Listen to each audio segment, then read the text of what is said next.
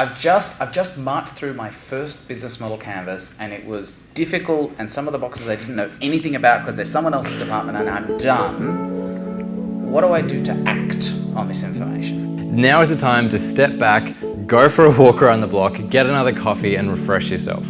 Nobody likes the first version of their model. One of the easiest ways to force yourself to innovate is to pick any two parts of the canvas and freeze them. Then rub out everything else and start fresh.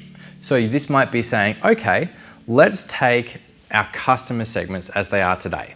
Keeping them the same, what is a new product we could sell them? If we had to scrap everything we do at the moment, what else could we do that would solve a different problem for them? You can also do this in reverse. You can keep your existing product lineup and scrap your customers. Who else would see a compelling value proposition in what we do, but maybe for a different reason? It's also good to scrap your price points. You might decide to experiment by saying, okay, what would happen if we had to make what we do 3 times more expensive? Or the other way around, you could say, what would happen if we had to give our core product away for free? What other revenue streams could help compensate?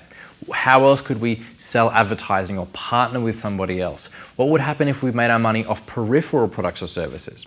What would a freemium version of this look like? These are really hard and often quite confronting questions, but that's the best way to be innovative, is to throw yourself in the deep end and start to experiment with what would happen if we were forced to step out of our comfort zone.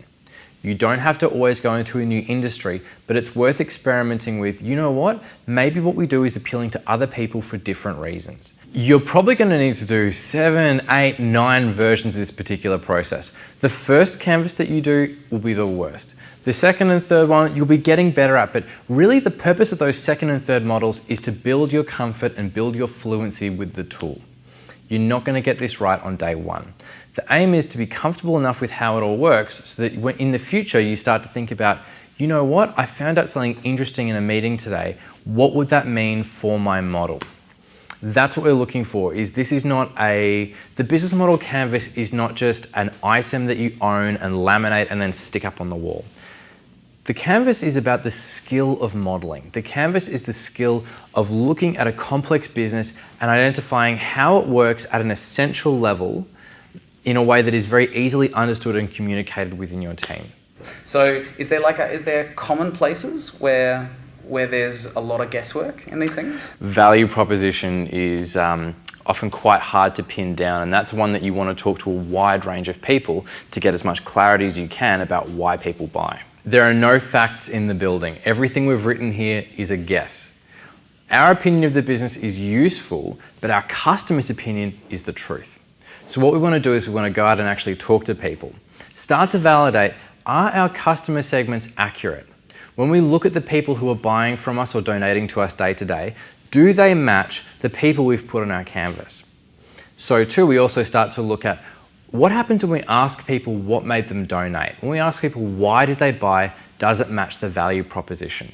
Or maybe, you know what, we've listed 4 or 5 things in value proposition. Which one is the deal breaker? We want to get down to which things are most important and most critical to customers deciding whether or not they'll shop with us and whether or not they'll come back.